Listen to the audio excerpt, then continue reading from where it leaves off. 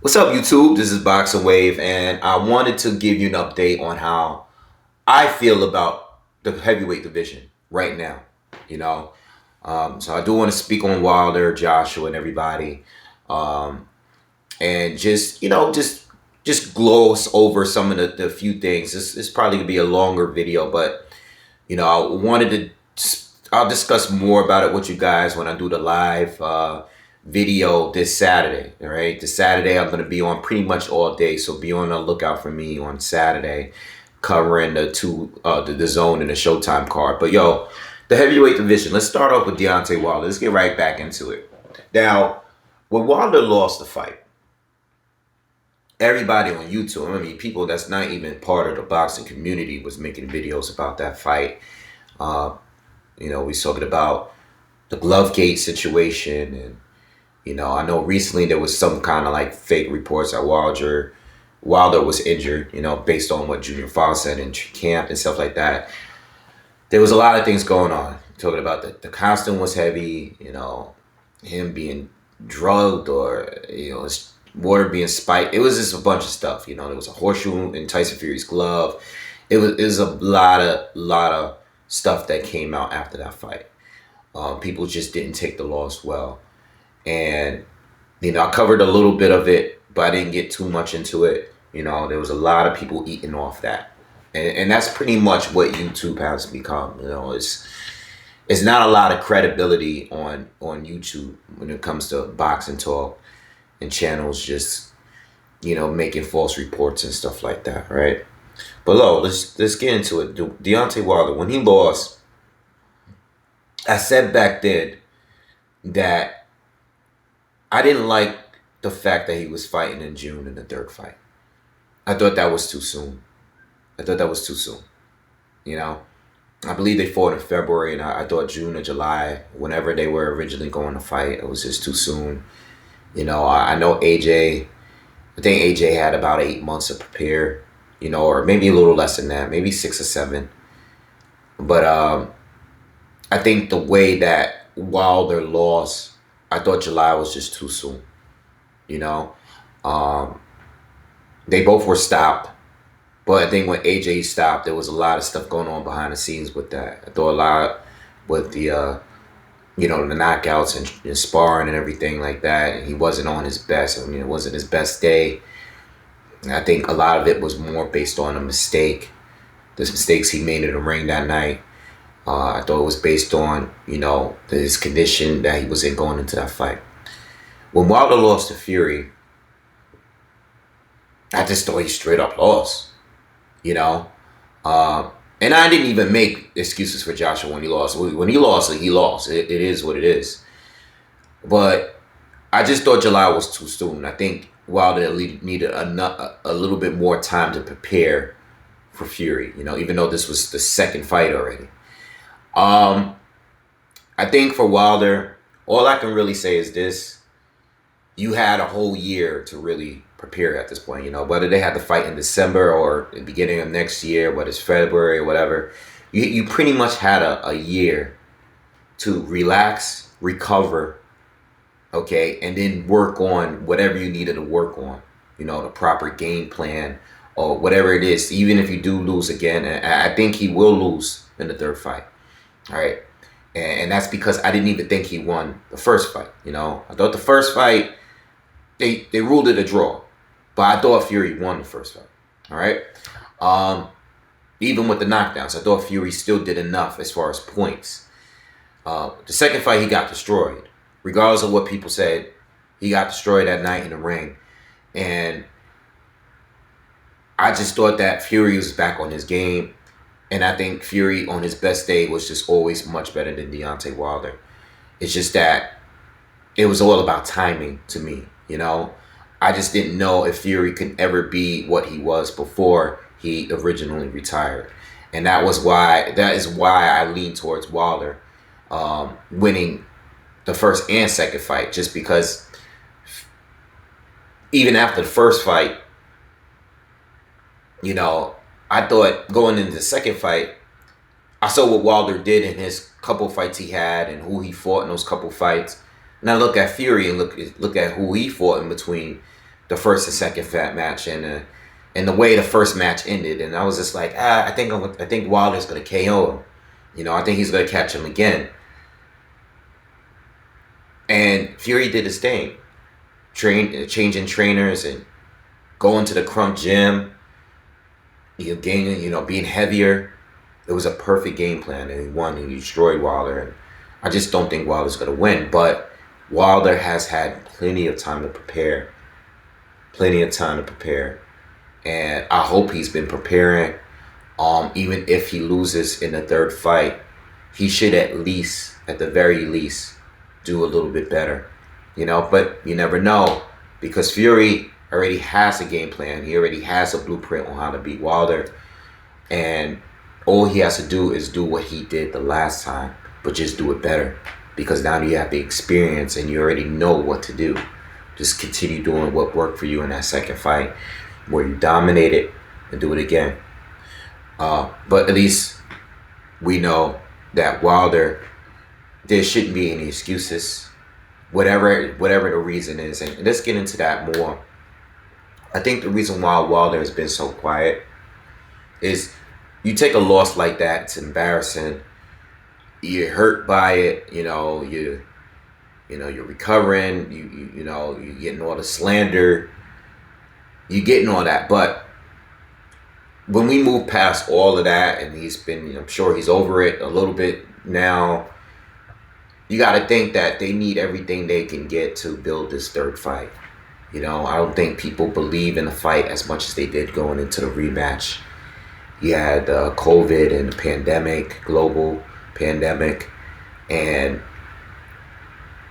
right now we're not filling stadiums to watch these fights, arenas to watch these fights. You need to sell the fight as much as you can. And I think going into that third fight, a lot of the build-up is going to be based on why Wilder lost that fight and how to sell the third fight. And we're going to get that. He's going to do a lot of sit-down specials with Showtime, PBC, Fox.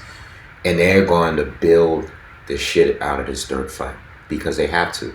They have to find a way to sell it.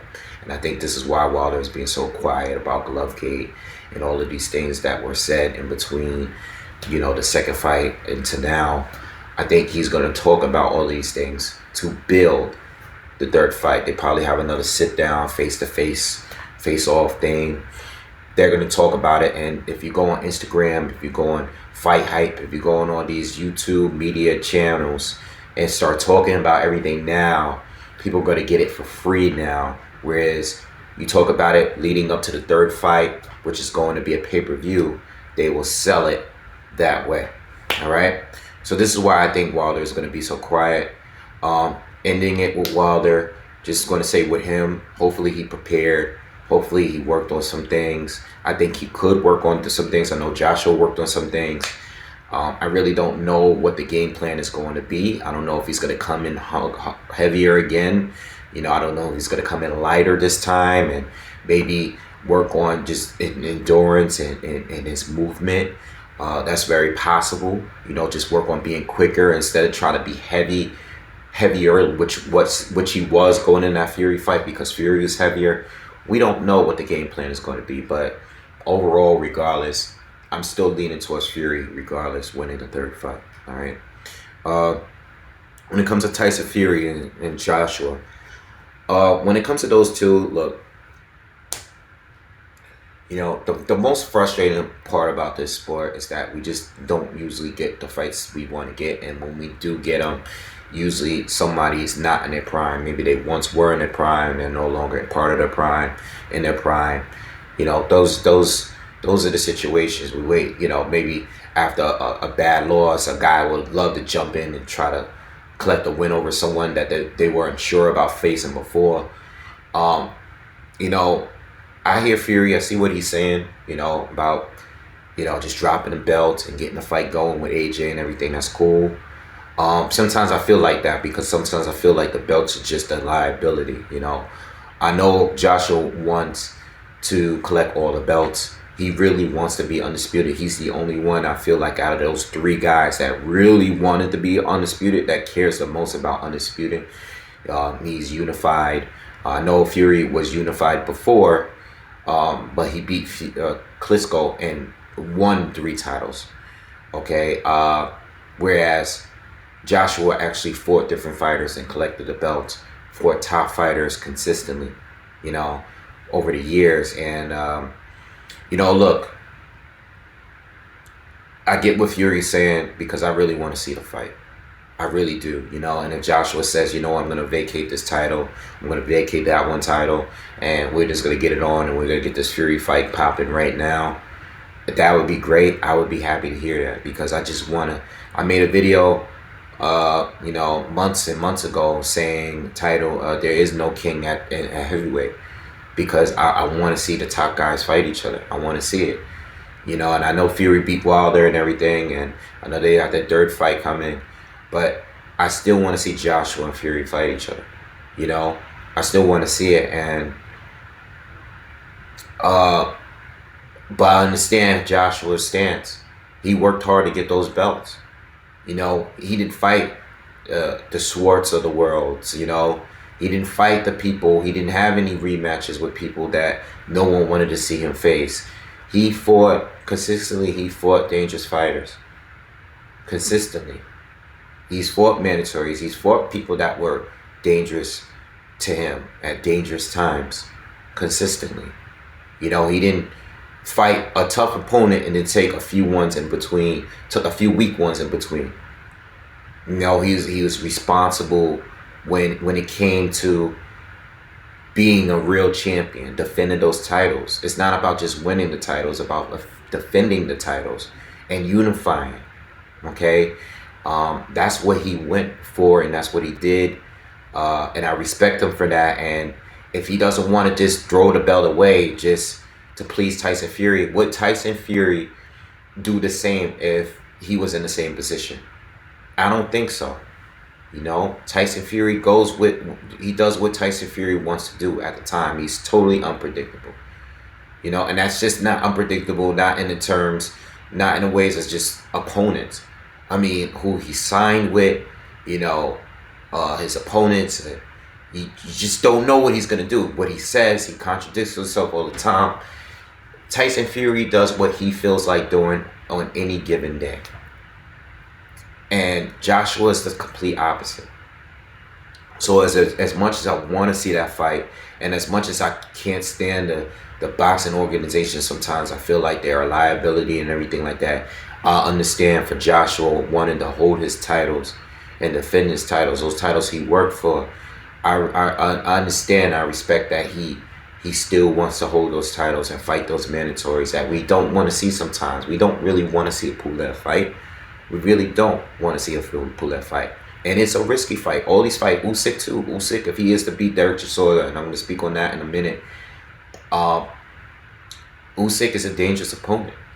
You know, especially if he beats Derek Chisora. So I respect what, you know, as much as I want to see the fight, I hope we get to see it before these guys retire, because I think it'll be a really big disappointing thing as far as legacy or as far as me being a boxing fan. It'll be really disappointing if I wasn't able to see Joshua and Fury get it on. I still want to see Joshua and Wilder get it on, you know. But I still want to see the fight, you know. I want to see that, and it is a priority for me as a fan sitting in my seat watching the fight on television. But as a fighter, I feel what Joshua is doing. You know, I respect that more than Fury did. He won the titles, but dude, you lose points when you disappear. You don't defend your titles. All right, you lose your willingness to be a champion. That's what he did. And even though you won the title, you lose credit because you didn't defend them. You didn't keep them. All right, you didn't lose, but you left the sport. That's your fault. It's you to blame for that. You know, when people say, Joshua is fighting with Fury's belts. Yeah, well, it wouldn't be Joshua's belts if you didn't leave the sport. Now, if you had stayed and defended those belts, you would have still been champion. Joshua wouldn't have the belts unless Joshua beat you himself or somebody else beat you, you know?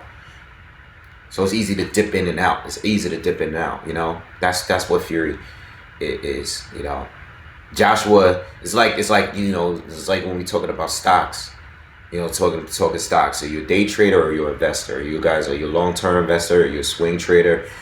Are you long-term, or are you just looking for a quick buck that day? What are you looking for? What kind of trader are you?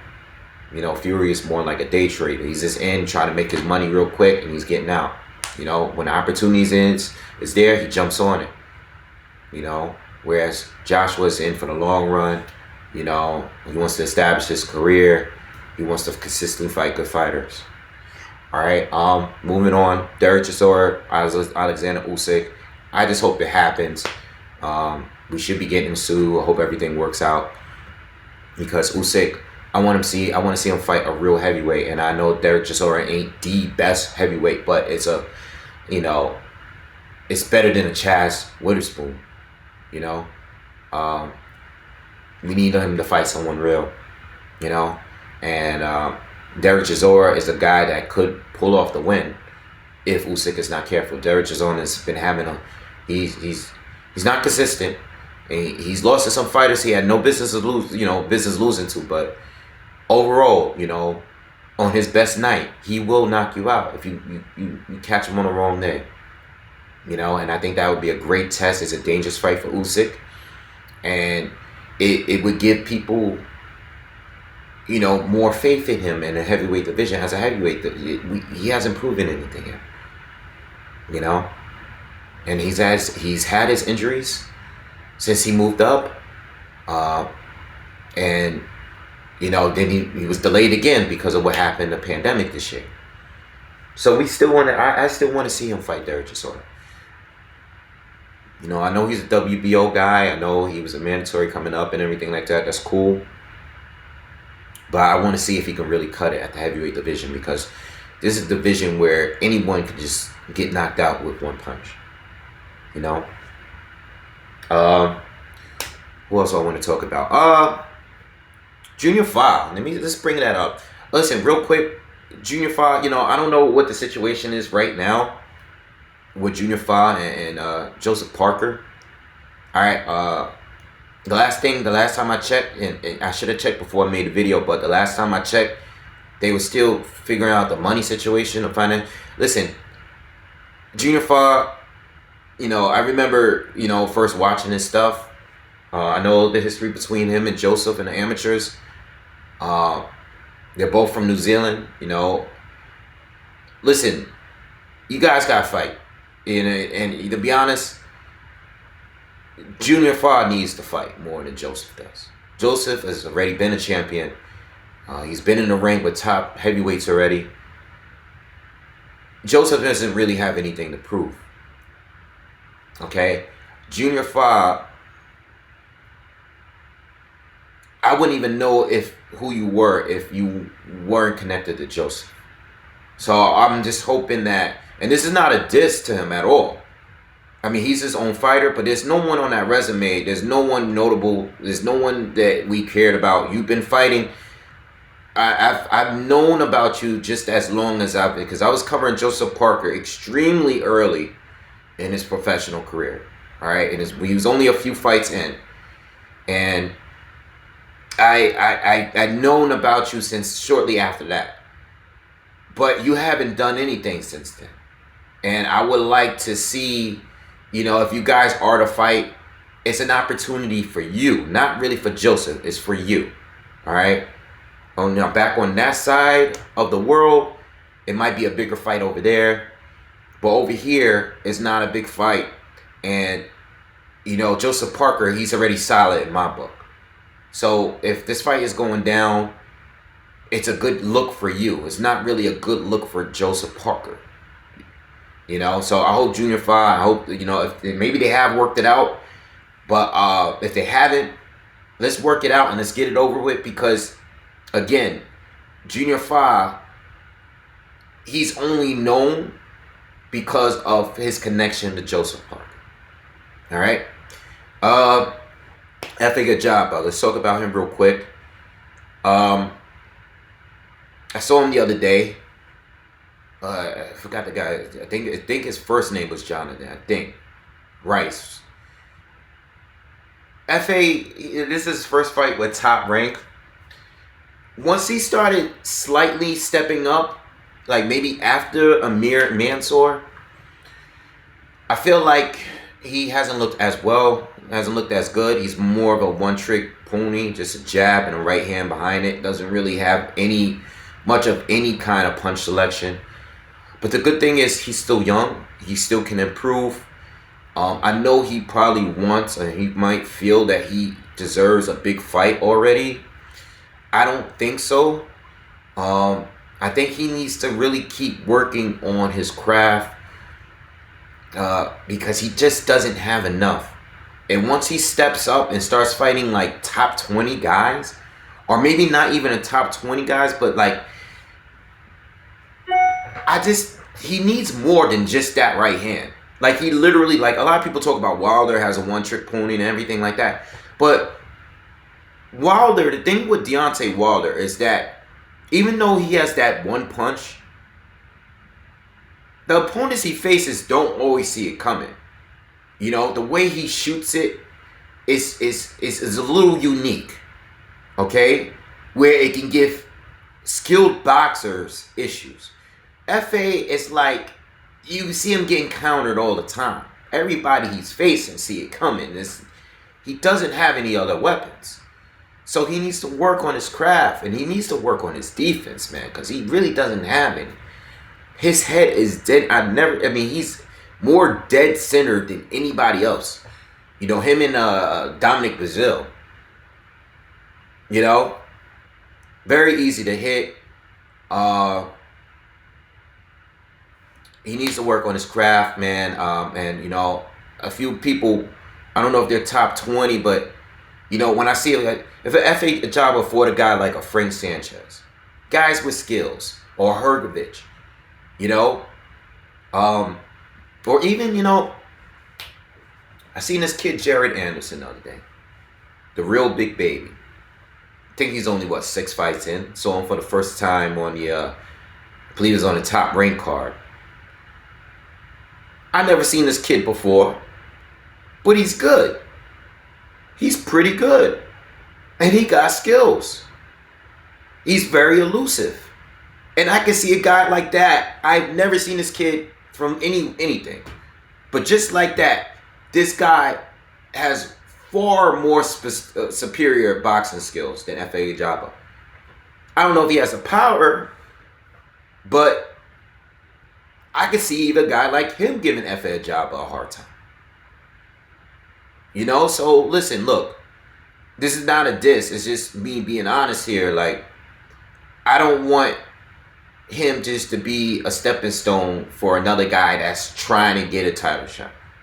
Because I can see him getting in there with one of these guys, and just like that, he can get destroyed, exposed, and then he just becomes, you know, just this guy that everyone wants to collect wins over. I can see that happening if they put him in the ring with the wrong guy. Sometimes it just takes certain fighters longer to develop. You know, this is not a knock on Wilder. Wilder fans, relax. But it took a long time before Wilder started fighting the really good fighters. He went 20-0, 30-0, still fighting guys that were scrubs. But you know what? Sometimes certain fighters need to do it. They need to do it because they need to. It takes them longer to develop their skills. Sometimes some fighters started boxing later. But whatever it is, whatever the reason is, sometimes it just takes longer for certain fighters to develop this talent. And if FA gets in there with someone that's just a little better than him, just a little bit, he can get exposed. He can get exposed, and I don't want that to happen. All right. Trying to think of anything else I wanted for Dillian White. This will be the last thing because I gotta go run out. You know, we'll talk more when I'm on here Saturday. Dillian White, he's gonna be fighting Povetkin very soon. All right, I believe in November in a rematch. Very, very quick. He's getting right into it. To be honest, listen, I don't know if he's gonna beat Povetkin in the second fight. You know, I can see him get knocked out again. But look, I think he should take the fight. Get right back in there. You know, people are forgetting that Dillian White was winning that fight pretty clearly. All right, and he had 2 knockdowns. I think he should get right back in there. All right. What is he gonna do if he doesn't fight him in a rematch? You know, he was the #1 guy for the WBC for like 3 years. What, are you gonna just let this guy steal your shine and just disappear? You know, if you lose to him in a rematch, then you lose to him in a rematch, and you have to work your way back up. But don't give it away off of one fight. You have a rematch clause, exercise it, because you've been winning and you've been having a good ass streak since your first loss to AJ. You've been fighting good fighters, former champions, top fighters for a while and collecting wins. You've been fighting dangerous fighters like, you know, Oscar Rivas. You've been fighting good fighters like that. You don't want to just give it away to Povetkin like that. And Povetkin's been around for a long time. But Povetkin may very well knock you out again, but you just, you know, people that are saying that, you know, Dillian White shouldn't take him to, well, what is he going to do? Where is he going to go? What is he going to do? You going to get knocked out and just say, I'm not fighting him again? Well, he still has a great chance of winning the next fight. He still has a great chance. You know? And I'm not even speaking as a fan. I'm speaking logic here. You know? Losing it to him once, the way that he lost to him, getting knocked out cold like that, that's embarrassing enough. Losing again is not any more embarrassing. You get what I'm saying? Like, losing it to him twice, so what? You already got knocked out by him. If you lose again, that just means that you can't beat Alexander Povetkin. Go on to the next one. You beat Chisora twice. You beat Joseph Parker. You know, you beat Lucas Brown. You beat all these other guys. You know, you beat Robert Helenius. You beat all these other guys. Gotta go back in there. You beat Oscar Rivas. You did all those dangers, and you just gotta give it away? No. Now, if you lose again, then you gotta take a step down. It is what it is, but don't give it away after the first loss, especially in a fight that was competitive before the knockout. Maybe he just get caught slipping. Maybe that moment when he was leaning forward a little bit, maybe he got a little comfortable because he got the 2 knockdowns. Maybe he thought Povetkin didn't have it in him. Yo, this is an older Povetkin. You know, Povetkin, this is Povetkin's last shot. But he's still very good. And I'll admit, Povetkin on his prime, it wouldn't even have been a debate about who was better. But Povetkin was in his prime. The only reason why this is a debatable fight is because Povetkin is on his later stages of his career. He's on his final fights here. You know, probably. You know, this is his last shot. So Dillian White, being a younger guy, with the momentum, yeah, he has, you know, that was what made him, you know, his chances of winning more likely. But if we're talking about skill set, you know, and power, Povetkin is better, you know, overall. But Dillian White has that youth. And he still has a chance. He was doing well before the knockout. All right? Maybe he was just a bit rusty. You know, he was rusty. He hasn't fought. I mean, I know Povetkin hasn't fought since he fought. They fought around the same time. But Dillian White wasn't in shape in his last fight. You know? When he fought Whyte that night, he looked horrible. That was the worst he ever looked. He looked in great shape. You know, maybe he could get the win the next time. Maybe not. If he doesn't, then oh well. At least you tried. Alright, so I'm going to leave it at that, man. I'll talk to you guys some more later this week. And see you guys soon. Peace.